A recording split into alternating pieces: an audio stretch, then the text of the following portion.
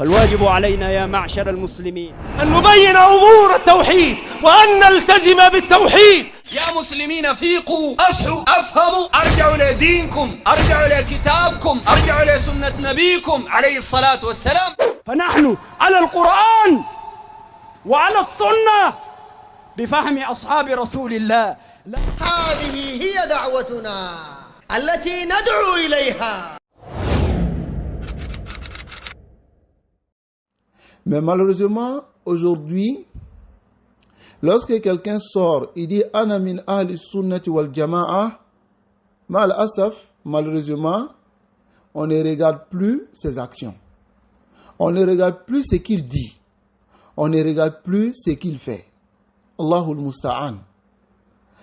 Alors que, on doit regarder ce qu'il dit. Est-ce que c'est conforme avec sa parole? Wa in wafaqa.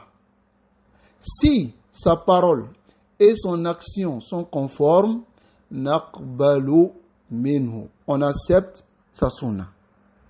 Mais si sa parole contredit son action ou son action contredit sa parole, alors nous n'acceptons pas de lui jusqu'à ce qu'il revienne. Parce que si nous acceptons de lui, alors on aura négligé, on aura délaissé les fondements de la sunna.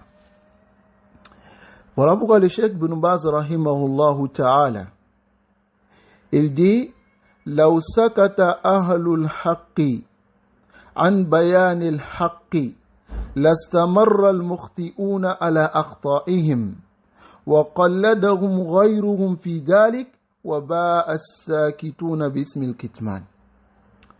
Le Cheikh Ibn Baz rahimahullah, il dit cela dans Majmou' al-Fatawa. Il dit si les gens de vérité s'étaient tus pour ne pas clarifier la vérité, les gens qui sont dans le faux allaient continuer dans leur faux et les gens vont les suivre, vont les imiter, vont les prendre pour modèle. D'autres personnes vont les suivre. Et ceux maintenant qui se sont tus, qui n'ont pas clarifié la vérité, alors ceux-là maintenant vont avoir le péché d'avoir caché la vérité.